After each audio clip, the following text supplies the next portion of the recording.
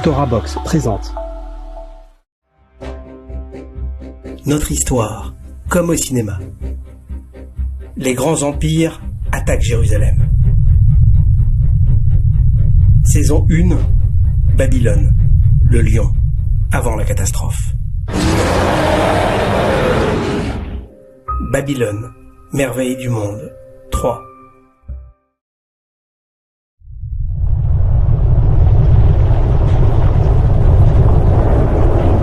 Les armées babyloniennes ont maintenant un couloir pour venir dévorer tout cru le royaume de Juda. Comment seul le petit royaume va-t-il pouvoir résister ?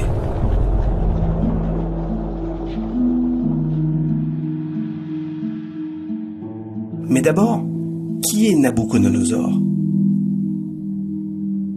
Et quel est cet empire Babylone dont il est à la tête ? Entrons dans la tanière du lion. Nabuchodonosor a grandi dans la demeure de son père, proche de l'Euphrate. La maison est sublime, c'est un palais. Son père, Nabopolassar, était un gouverneur du pays de la mer. Il s'agit de ces régions marécageuses qui bordent les rives du Golfe. C'est lui qui a mis fin au royaume assyrien en faisant chuter sa capitale, Ninive. Il transforme alors son royaume en un empire, en y absorbant tous les territoires de l'ancienne Assyrie.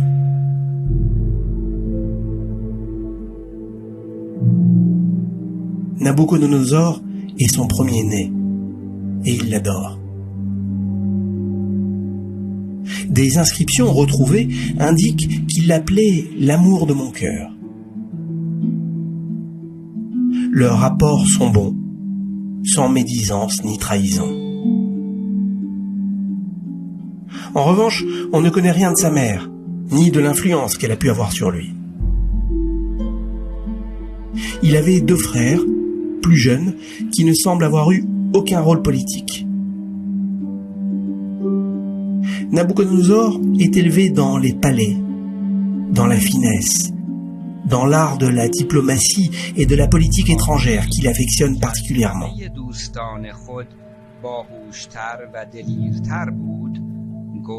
C'est fou. Ceux qui viennent à chaque fois nous détruire sont rarement à première vue des barbares. Ils sont souvent élevés par les servantes les plus cultivées, se nourrissent des mets les plus raffinés, au milieu des plus belles architectures, avec la compagnie des plus grands savants et des artistes les plus populaires. D'après un historien babylonien du IIIe siècle, Béroz, qui écrivait d'ailleurs en grec, Nabopolassar remet à son fils la responsabilité de l'armée, en moins 607.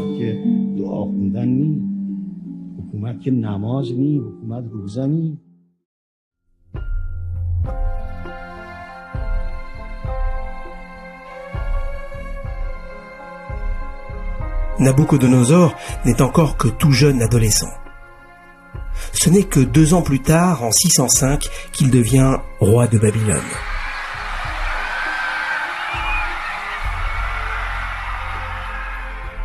Il va poursuivre les travaux entrepris par son père et faire de la ville une véritable petite merveille. À commencer par des constructions qui éblouiront le monde entier. Ce sont les jardins suspendus. Des jardins, dit-on, qui touchaient presque le ciel. Aucun vestige archéologique n'a été retrouvé authentifiant l'existence de ces jardins. Ils figurent néanmoins dans les mémoires des écrits babyloniens. D'après certains historiens, il s'agissait d'immenses jardins juchés sur des terrasses. Nabuchodonosor a effectivement fait de Babylone une ville de construction haute, avec des maisons bâties sur plusieurs étages. Des buildings, en somme. Sur ces édifices, des terrasses somptueuses comprenaient des cascades de végétation abondante d'une rare diversité. Il y avait des arbres plantés en hauteur, presque des forêts. De loin, lorsqu'un visiteur se rendait à Babylone, venant du désert sous des températures harassantes, se produisait alors un curieux effet d'optique. Le voyageur voyait au loin apparaître comme une immense couleur verte qui flirtait avec le ciel. L'effet saisissant donnait véritablement l'impression d'un jardin suspendu dans les cieux. Lorsqu'on entrait alors dans la ville, on était instantanément saisi d'une sensation de fraîcheur et d'ombre. Au sol, les rues étaient doublement bordées de palmiers qui protégeaient aussi du soleil. La description peut être plausible, même jolie à première vue, mais les archéologues se sont posé une question essentielle. Ces jardins construits sur des terrasses très hautes, qui plus est dans des régions arides où il ne pleut jamais, il fallait bien les irriguer, non ? La question a laissé pantois plus d'un scientifique, mais dès les années 2000, des archéologues ont mis à jour le génie des ingénieurs de Babylone.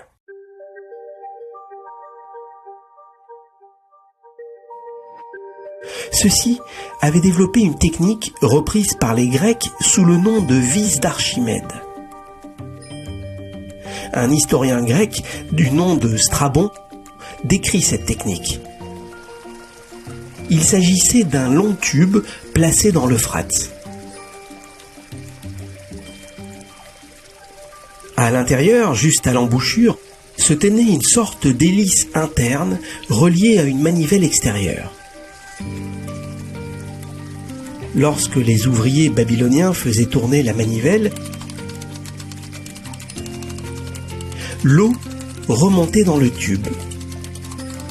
Elle était retenue par un petit clapet intérieur qui l'empêchait de redescendre.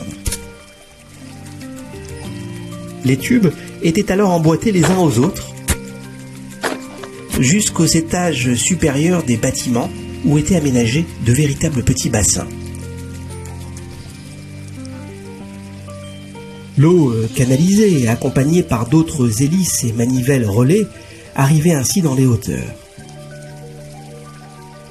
On peut imaginer le prestige de ces terrasses jouxtant des maisons qui pouvaient avoisiner les 200 mètres carrés, disent les historiens.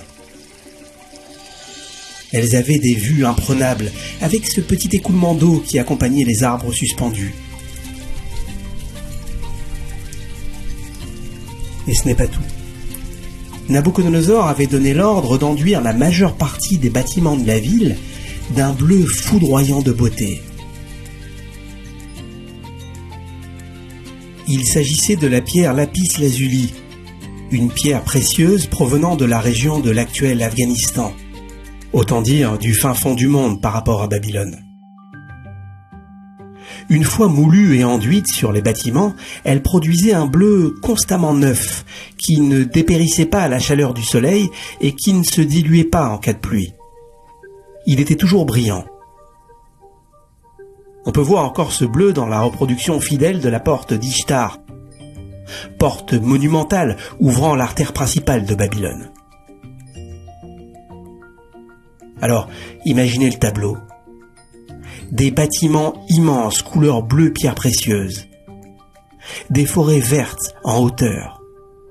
À l'intérieur, les palais étaient soutenus par des poutres en bois de cèdre du Liban, avec des moulures en or massif et des motifs animaliers gravés sur tous les murs, le plus fréquent étant le lion.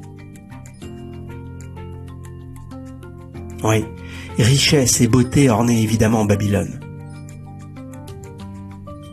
La ville était immense, avec une superficie du temps de Nabuchodonosor de près de 1000 hectares, pour 100 000 habitants à peu près. Les murailles de protection faisaient 20 mètres de largeur chacune. On pouvait même y circuler dessus en chariot.